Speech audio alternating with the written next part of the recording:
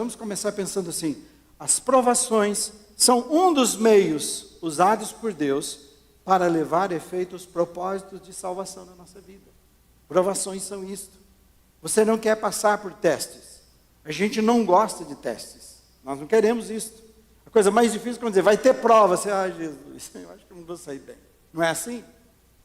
É desse jeito, você estuda. Tem gente que parou na tese. Não vou defender. Eu não consigo preparar essa conclusão para o pessoal fazer a avaliação, porque isso não é fácil para a gente.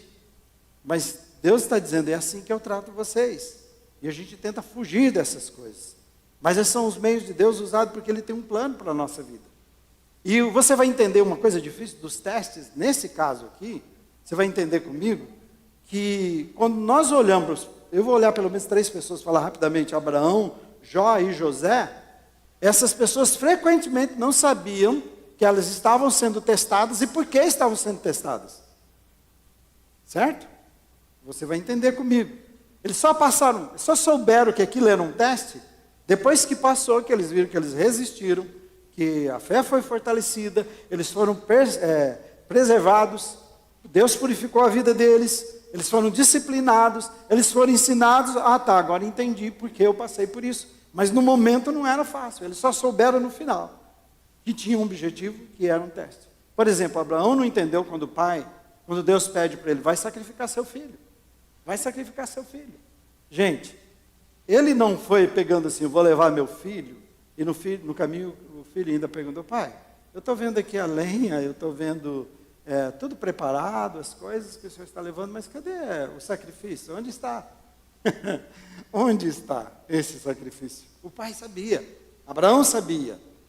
E ele está indo sabendo assim, ok, eu não estou entendendo nada. Deus fala que eu vou ser uma grande nação, a minha mulher é estéril, e aí passamos a vida toda nesse processo de esperando ser pais, aí de repente agora que a gente num milagre, com 100 anos de idade, só Deus mesmo, a mulher tinha cessado seus costumes, já era estéril e ainda cessado os costumes naquela idade, e agora a gente tem o único filho e Deus fala, agora você que vai ser uma grande nação, vai matar esse filho. Claro que Deus nunca quis isto, nunca aceitou esse sacrifício, mas era um teste, Abraão não sabe. Um teste porque se os outros oferecem seus filhos como sacrifício, então por que você não ofereceria o seu para mim? Se os deuses falsos recebem os seus filhos primogênitos. O plano de Deus, o filho primogênito é ser consagrado, entregue a Deus de outra forma, mas para lá eles eram queimados ou de alguma forma. Então Abraão não sabe disso. Então ele está indo levar o seu filho. Só no final você vai entender que ele percebeu que Deus tinha um plano maior com aquela situação. Você pode ver que enquanto ele está caminhando, o chamado de Deus para ele, é um chamado que ele diz assim, Abraão partiu sem saber para onde ia. Esse é o caminho das provações. Então você possivelmente está vivendo suas situações, está querendo a cadeia. Deus dizendo, Senhor, Senhor Jesus, me dá saída aqui, Senhor, me mostra aqui. E você não vê nada anotado na parede, nem no lugar, nem um sonho, nem um anjo falando, nem o pastor te dando uma declaração, uma revelação, e fala, meu Deus, o que está acontecendo? O João e a Ju terminaram de pregar sobre o amor aqui, os dois vão para a cama e ficaram muito mal, os dois, para casa, né? Ele com tuberculose foi mal agora, com pneumonia, tá amarrado, né? Pneumonia, e também a Juliana com uma sinusite tão grande que ela não podia trabalhar. E as coisas ficaram de um jeito, aí mais isso, e mais o carro, mais outra coisa. Ele falou, pastor do céu, é muita pressão numa semana só. É assim a vida, e a gente fica desse jeito, com as coisas da vida, sem saber. E Deus está nos chamando, olha, eu quero levar você para um relacionamento que você consiga, mesmo que você não entenda, consiga confiar. Partiu sem saber para onde ia, mas sabia quem estaria com ele, todos os dias, a diferença. José também não entendeu, imagina você, vendido, amado pelo pai, respeitado pelo pai, colocado com responsabilidade, e aí de repente, seus irmãos com ciúme, com raiva, tentaram matar um irmão, ainda livra na última hora, projeto de Deus, mas ele não sabe tudo isso. E de repente ele é vendido para um lugar onde ele vai sofrer, não fala a língua daquele lugar, solidão, então ele não imagina, né? Outro povo, outra cultura, e ele vai como escravo, ele não vai de outra forma. Mas ao final, eu imagino que quando tem aquela cena que ele encontra os seus irmãos, que eu imagino que muitas vezes ele naquele momento tem um coração certo, Mas eu imagino que muitas vezes ele pensou, esses caras ainda vão me pagar. Entende? Isso foi a luta. Uma família não pode fazer isso. E os sonhos que Deus colocou no meu coração, que a minha família ia se dobrar diante, parecia que eu ia ser alguma coisa. Olha que eu sou um escravo. Eu imagino que ele passou por essas coisas. Mas ele é tão temente a Deus, tão obediente. Ele se entrega a esse Deus e vai andando. No final, só no final ele entende tudo aquilo. E a palavra que ele dá para eles assim, está tudo bem, eu não vou fazer mal para vocês. Deus providenciou tudo isso, Deus planejou tudo isso, me mandou na frente para preparar isso tudo. Que eu tenho preparado, que Ele preparou através da minha vida para abençoar vocês. Mas no final, Jó a mesma coisa. Você imagina o sofrimento de Jó? Como é que alguém, você olha para a sua vida e fala assim, eu não fiz nada de errado. Eu não estou comparando com o Senhor, quem o Senhor é, a sua perfeição. Mas naquilo que eu conheço que eu devia fazer, eu fiz. Agora, meus filhos todos num dia só, Senhor, todos morreram. E termina alguém contando uma história, vem o outro contando outra história, e cada um dizendo de tudo. Propriedades sendo arrancadas, pegando fogo, caindo tudo. Aí ele terminando sozinho. Quando eu digo terminar sem esposa, não sei se ele separou, não é essa questão, se ela largar dele, mas ele não pôde contar com ela naquele momento. Ela está dizendo, olha, já perdi aqui as estribeiras, se eu fosse você, eu amaldiçoava o seu Deus e chutava o pau da barraca. Essa era a palavra dela, então ele está perdendo tudo. As pessoas que vão para cuidar dele, que são homens de Deus, profetas que deviam ir lá e ajudá-lo, né, com consolo, com conforto, têm uma visão distorcida de Deus. E eles chegam à conclusão, esses conselheiros que demoraram 3 dias para aproximar, porque o sofrimento era grande. Você imagina, eu olho de longe, não vai dar, não vai. Quem vai você? Não vou não tem coragem, espera. Porque lá está um homem com úlceras, que tinha tudo agora coçando com telha. Você já fez isso? Espero que não. Mas eu já tive um negócio que dava ferida no corpo inteiro. Na época que dava aqueles remedinhos legais que eles botavam o efeito de doer para tentar fazer você achar que aquilo tinha ação, né? Quem é que não conhece miticoçar, me deram um banho daquilo. Então imagina a dor que eu senti no corpo todo com aquela coisa. Então, só que isso não se compara com alguém que está com úlceras pelo corpo todo se coçando. Então, mas aí ele se aproxima, e quando se aproxima, ele falou, você deve ter feito alguma coisa errada para Deus. Deus está te punindo. Então ele perde isso também. Só que ao final da história, você pode ver que a própria conversa dele com Deus não é uma conversa de desrespeito, mas é uma conversa que ele fala assim, pai, eu sou obediente, então eu não devia ter nascido por todas essas coisas. Ele não está falando contra Deus, está falando contra a situação. Nunca. Satanás queria que ele blasfemasse, falasse contra Deus. Ele não falou, mas ele falou para Deus o que ele pensava, das coisas que ele estava vivendo. E nessa conversa que ele tem com Deus, no final, depois ele entende tudo, ele diz assim, agora eu sei o que aconteceu. Antes o meu conhecimento que eu tinha do Senhor é de ouvir falar. Mas agora eu te conheço porque eu experimentei na minha vida de uma forma tão grande. Só depois que passou. Quem de nós que consegue olhar para a vida cristã e viver dessa forma, esse nosso entorno, tudo se fecha. Tudo vem ao contrário. E você não tem nem como provar que você está bem com Deus. Jó não tinha. Era muita gente, eram muitos teólogos dizendo que ele não estava. Sobra o que é a nossa confiança em Deus. Ele tinha uma confiança tal que eu quero que a gente aprenda com isso aqui. Porque ele diz assim, eu sei que o meu Redentor vive. Essa confiança, essa certeza. E se minha vida for tirada agora, eu vou encontrá-lo, eu vou vê-lo face a face. Como? Pode alguém. Então, apesar de tudo aquilo que ele tinha passado e estava passando, algo que ele tinha, que era essa confiança, essa intimidade, ele conhecia um pai verdadeiro. Ele fala, um pai que eu conheço, não faz isso comigo.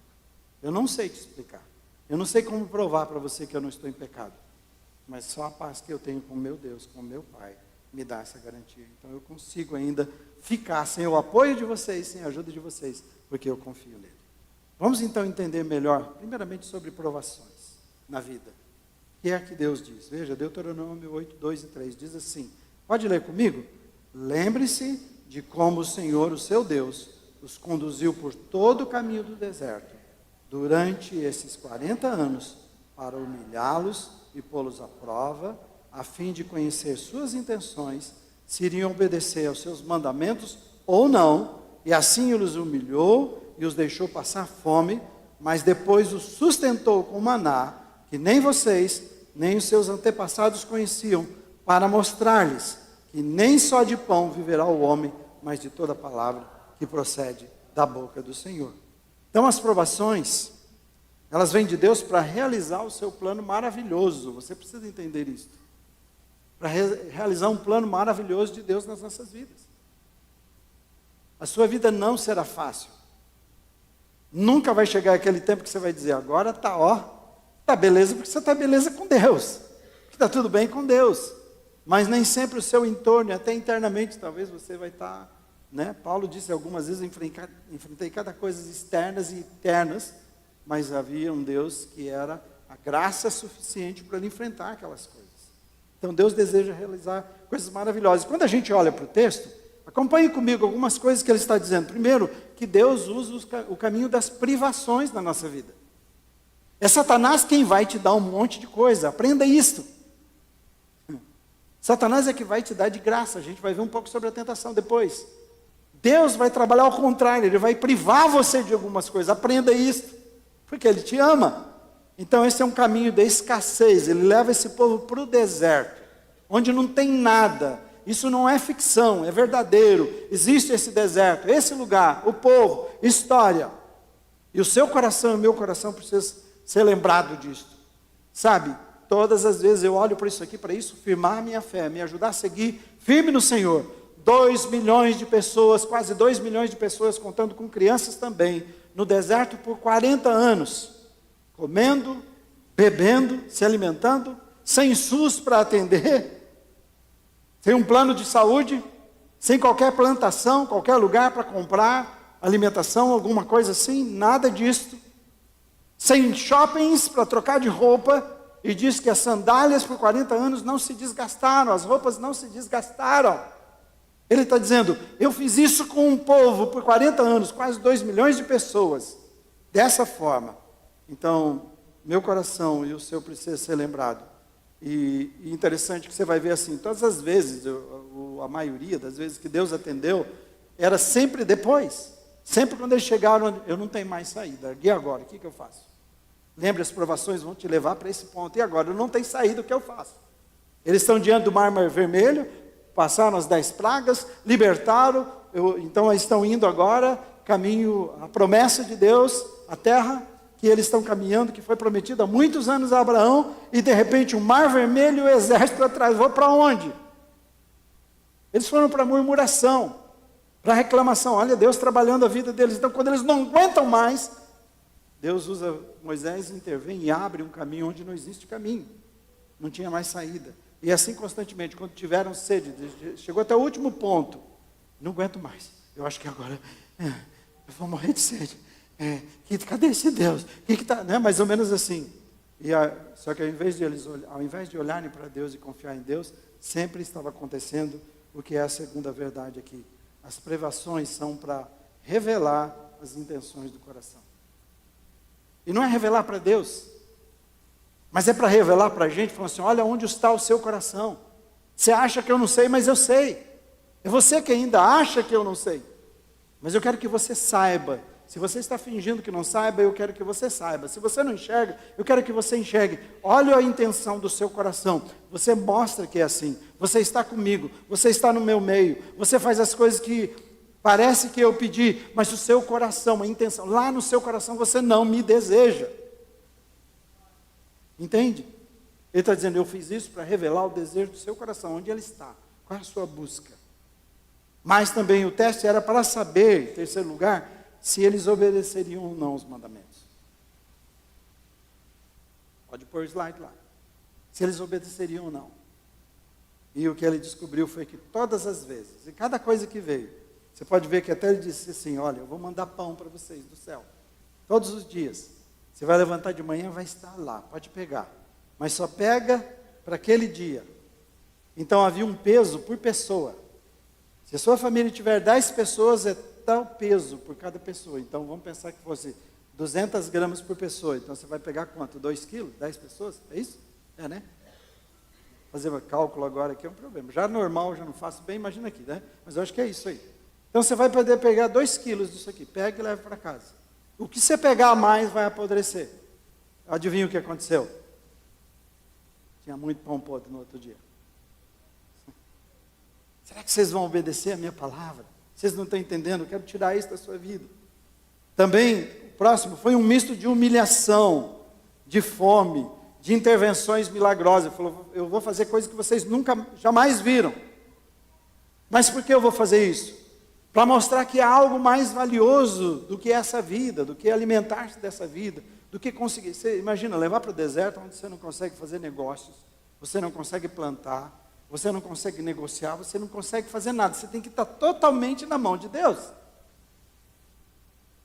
A questão é que nós estamos aqui numa cidade em que tem recursos de todo tipo e nós corremos atrás deles. E nós tentamos resolver do nosso jeito sempre.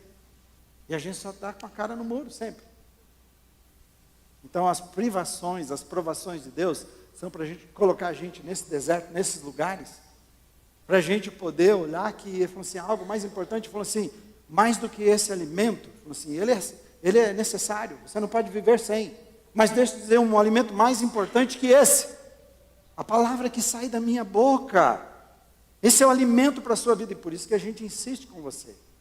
Vem aprender a palavra de Deus. Não só no domingo. Vem aprender através de verdades básicas. Seja um voluntário também. Como discipulador, como professor. Para aprender, ensinar a palavra de Deus. Para quê? Porque é a palavra que vai dirigir a nossa vida. Ela é o nosso alimento. Esse foi o desejo de Deus. Eu quero ensinar vocês a conhecerem a minha palavra, se comprometerem com a minha palavra e viverem no poder dessa palavra.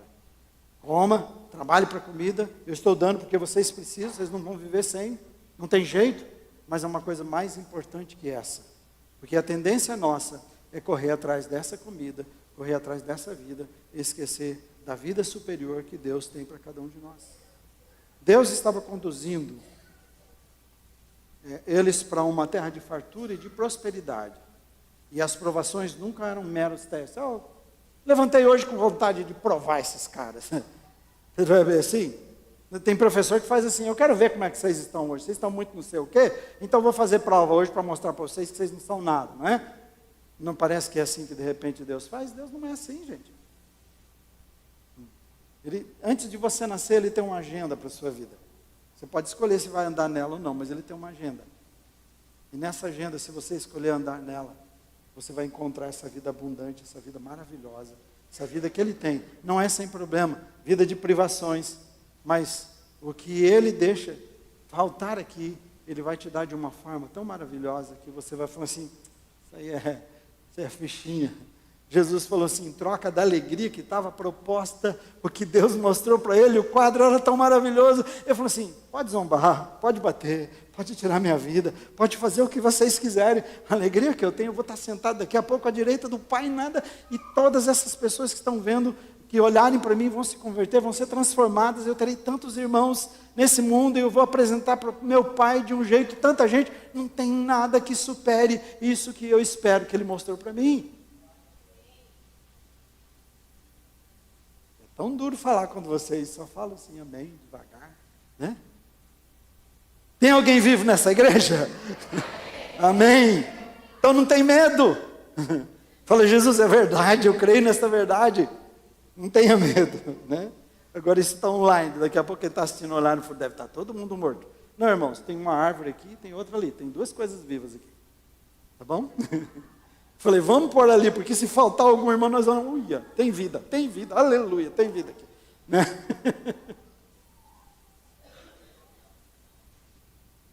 Quinto, o teste, Deus estava conduzindo, através desse teste, para uma terra melhor.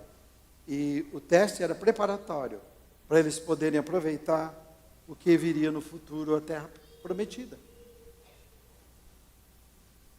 É estatístico. Pega os pais que simplesmente não tiveram tempo de preparar os filhos e de repente morreram e a herança foi para eles, para os filhos. Estatístico. Já vou dizer o que é. Pega as pessoas que ganharam na loteria, uma grande maioria. Um dia o cara estava lá tomando umas pinguinhas, resolveu vender uma vaca, a única que tinha, loucura, isso é doideira. Eu conheço esse cara, inclusive, de verdade, da região que eu morava. Ele vai lá e faz, vende e ganha. na loteria, sozinho. Né? Nós dois encontramos ele bêbado, caído, quando estava pescando. Você conhece fulano? Você é da região? Sou. Estávamos pescando. Eu falei, esse cara aí é fulano que ganhou tudo na loteria. Eu falei, mas caído assim, bêbado, o que é? Não, perdeu tudo, não tem mais nada. Perdeu o casamento, inclusive, a família, perdeu os amigos, tudo. É isso que acontece. E Deus estava dizendo assim, eu não sou irresponsável. As provações na sua vida, eu quero preparar você, eu não estou querendo te fazer mal. Privar você não é fazer mal, eu quero ajudar você a melhorar, a crescer, a desenvolver, e ter o caráter que você precisa ter para você entrar nessa terra e não bagunçar tudo que eu preparei. Por isso, filhos acabaram com aquilo que o pai construiu a vida inteira, porque não estavam preparados para administrar aquilo. E quem ganhou na loteria também não estava preparado para administrar. Então Deus não é irresponsável. Ele está trabalhando, não tem a ver com essa vida. Nós estamos agradecendo a irmã que tem 94 anos. Se eu chegar lá, eu aleluia, amém. Mas talvez eu não chegue, eu já quase não cheguei 2 vezes. Né? E mais, isso é que eu lembro, né? Entende? E talvez a gente vá mais cedo. Mas eu tenho que ir mais cedo para saber assim, eu tenho um legado da minha vida. Eu vivi em obediência ao Senhor Jesus, amém? Eu conheci o propósito dele para mim, eu vivi cada dia, eu entendi as situações. Então, eu fui preparado cada dia, eu entendi o projeto, mesmo que no final, mesmo que algumas vezes me debati, mas eu fui obediente e consegui ver aquilo que ele queria para a minha vida, o futuro que ele tem desenhado para mim. É isto. Queria que você colocasse uma verdade no seu coração e guardasse com 7 chaves esse slide. Vamos falar juntos? Eu sou filho amado de Deus e Ele está forjando a imagem do seu filho em mim todos os dias. Eu falo que você é filho de Deus e você fica falando assim. Vamos falar de novo? Vamos? Vamos falar forte? Vamos acreditar que isso é verdade? Você é filho de quem, querido? Tem muita gente que não sabe de quem é filho. Está aqui, ó. Antes da fundação do mundo, eu projetei isso para vocês. Isso não é culto dessa igreja, não é minha palavra. É de Jesus. Vou mostrar em Hebreus 12. Vamos falar juntos, então? Eu sou um filho amado de Deus. E Ele está forjando a imagem do seu Filho em mim todos os dias, em todo o tempo, com todas as situações. Tudo que você passa.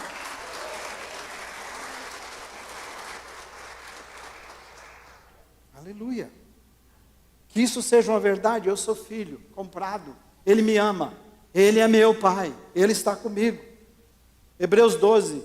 Eu só vou falar para vocês. Está dizendo assim, que você foi recebido por Deus como filho amado. Por isso que eu estou fazendo essa afirmação. Ele diz assim, que o Senhor disciplina quem Ele ama e castiga todo aquele que recebe como filho. Se eu quero viver como um bastardo, alguém que não é filho, e você precisa entender, as pessoas dizem, não, Deus é pai. Não, Deus não é pai. Deus é criador. Pai é daqueles que o recebem na sua vida. E quando nós o recebemos na nossa vida, falou, vou te tratar como filho. Vem aqui, filho, vamos ter uma conversa. Como é que é? Ó, filho, aqui em casa é assim. Tá certo? É ou não é, irmãos? Aí nós queremos viver a nossa vida de qualquer maneira, mas ele diz assim, porque você é meu filho, eu vou puxar a sua orelha. Vou te botar lá no cantinho do, como é que é? Cantinho do pensamento? Você vai pensar um pouquinho, vai avaliar o que você fez. Depende da idade, você fica mais tempo, menos tempo. Quanto mais maduro, mais tempo você fica. Entendeu, né? Ah, tem 3 aninhos, deixa uns minutinhos só, já entendeu, vem cá, vem. Filhinha, sabe por quê, filhinho? É assim. Mas o cara já é pastor, falou, filho, não, tem uma conversa. 1 hora, ó, 10 dias. Senhor, 10 dias em cantinho de pensamento? Eu já fiquei um monte. Eu comprei para a praia de novo para tentar descansar com minha esposa. Sabe qual é a nossa oração? Pelo amor de Deus, pai. Deus, pelo amor de Deus. Né? O primeiro foi 10 dias na UTI, cancelou. O segundo, eu e a minha mulher, já esqueci o nome do breguesso aí. Coronavírus, tossi que nem um. De vez em quando eu penso em tossir, já dói tudo, só de lembrar. Aí eu falei, agora é a 3ª vez, eu falei, não vou para... Meu pai está ouvindo agora, eu falei, não vou para a casa do meu pai, vou direto para a praia. Né? Mas a gente está orando, Senhor Jesus, não deixa isso acontecer de novo, não. Deixa a gente descansar um pouquinho, né? Depois a gente volta. A gente não sabe, eu não sei te explicar isso. Só que eu posso dizer o seguinte, Se você achar que eu estou reclamando de cada uma daquelas situações, eu estou mais próximo de Deus em cada uma daquelas situações, tendo uma compreensão mais profunda dele, amando mais, sendo mais amado por ele. Eu experimentei algumas intervenções dele que não tem jeito de explicar para você, só mesmo vivendo. É isso que ele diz. Então ele castiga, ele disciplina. Eu te amo muito para te deixar viver de qualquer maneira, meu filho. Você está ouvindo isso? Te amo tanto, por isso vou puxar a orelha. Você vai para o cantinho do pensamento. Ele anima o seu coração hoje para dizer assim: não despreze. O texto de 12 de Hebreus está dizendo: não despreze a disciplina que vem do Senhor, e nem fique magoado quando ele te repreender. Ah, Senhor, não é? De novo, pai. Não fica, não reclama, eu te amo, é seu pai. Ele não vai deixar você não entender, ele vai ser claro com você. E ele diz assim: eu só disciplino quem eu amo. Só disciplino quem é meu filho, minha filha. Amém? Então, obrigado por me amar, Jesus, diga isso. Obrigado por ser seu filho, sua filha. Então fique preparado, que vem o cantinho do pensamento. Tá certo? Você talvez esteja no cantinho do pensamento. Já. Quem sabe você acabou de sair de um, nem já senta de novo. Não. Foi agora há pouco, Senhor. Tudo numa semana só. Não é? Vai, filho. Eu te amo. Quero você. Isso é maturidade, irmãos. Isso é maturidade para a nossa vida. Tudo que passamos através das provações não serão sem sentido. Isso é o compromisso de Deus. Mesmo que você não entenda inicialmente, ao invés de olhar e reclamar, que é a nossa tendência, como o povo de Israel fez, ele diz assim: pai, não estou entendendo nada, mas eu sei que o Senhor é meu pai, o Senhor está nisso, me ajuda, por favor. Tiago diz assim: feliz é o homem, só vou ler, feliz é o homem que persevera na provação, aquele que não desiste quando está sendo provado. Quando foi várias vezes para o cantinho do pensamento.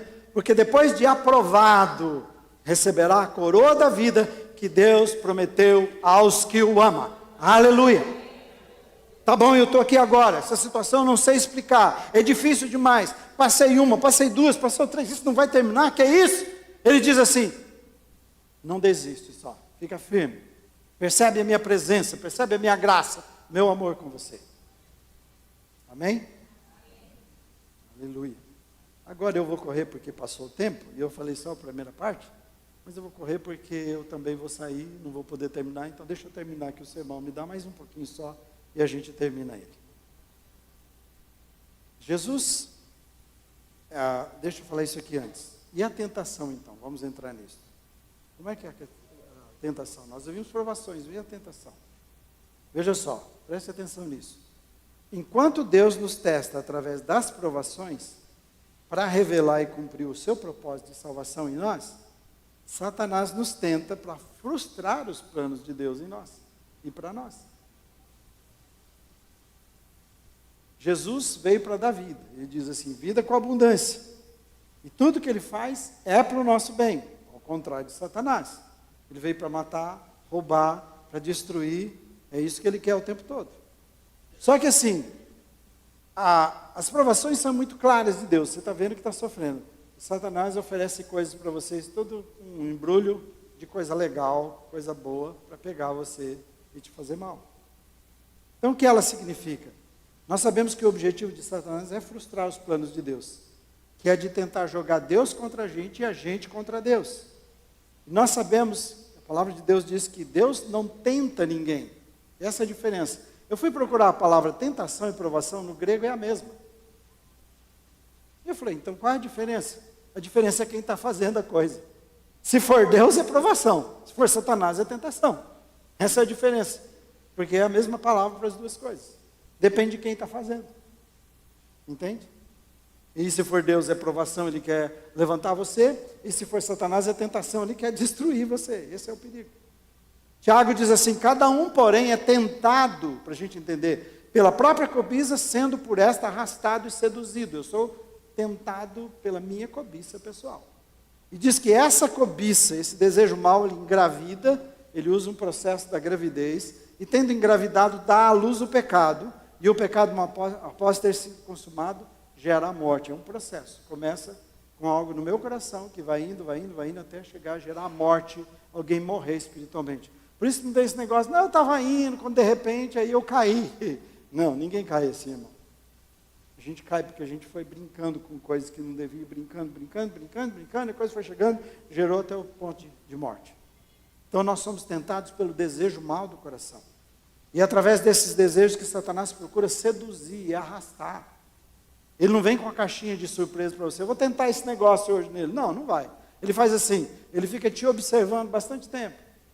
Observa a mim, você todos os dias. Ele está olhando aqui, olhando ali, olhando lá. Já sei, é isso aqui. Esse é o ponto, é aqui que eu posso pegar. Aqui que eu posso pegar.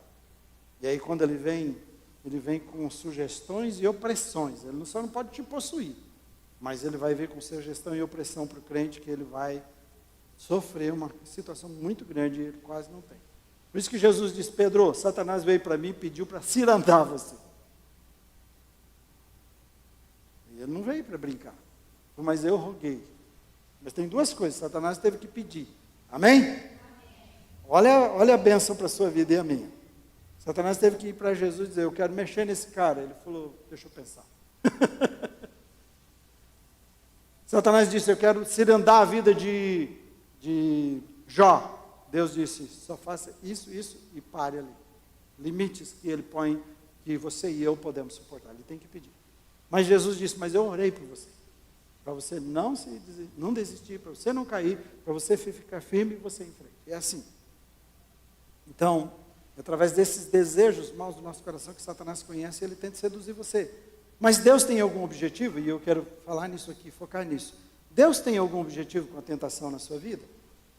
Ó, preste atenção, vamos lá, ler juntos? Põe lá para mim. A tentação é a forma que Deus planejou para dar ao homem a chance de fazer as suas próprias escolhas e determinar o seu destino. Sem tentação você não tem escolha, por isso que nós somos tentados. Se não houvesse a possibilidade de você não amar a Deus, então você não pode amar a Deus, você é obrigado a amar a Deus. Então a tentação é uma oportunidade de você, preste atenção nisso, a tentação é uma oportunidade de você declarar o seu amor voluntário para Deus. Ouviu isso? Não ouviu, né? Ouviu? Ninguém falou nada? Vocês ouviram? Não é porque eu falei que só mais 10 minutos vocês já foram embora. Vamos aqui. A tentação é a oportunidade de você dizer, eu te amo mais, Jesus. Eu te amo mais. Adão e Eva tiveram essa oportunidade, essa chance, mas eles falharam em amar, e eles pecaram, e eles amaram mais a versão que Satanás deu daquela situação para eles. E a possibilidade de ser tentado era porque Deus desejava que eles escolhessem o melhor. Mas eles escolheram mal. Então deixa eu só andar com isso aqui para você o seguinte. Você e eu vamos chegar diante de situações, e pelo menos nessas situações aqui, que tanto o pecado, ou vícios, ou ressentimentos vão bater à porta da sua vida. E a questão toda é assim, como você ama Jesus diante disso? Se eu amar mais a Jesus, o pecado pode bater à porta, eu não vou ceder ao pecado, e eu não vou ceder não só porque ele não é só porque ele somente é proibido, mas porque eu amo mais a Jesus, eu não quero fazer isso. Você entende a diferença?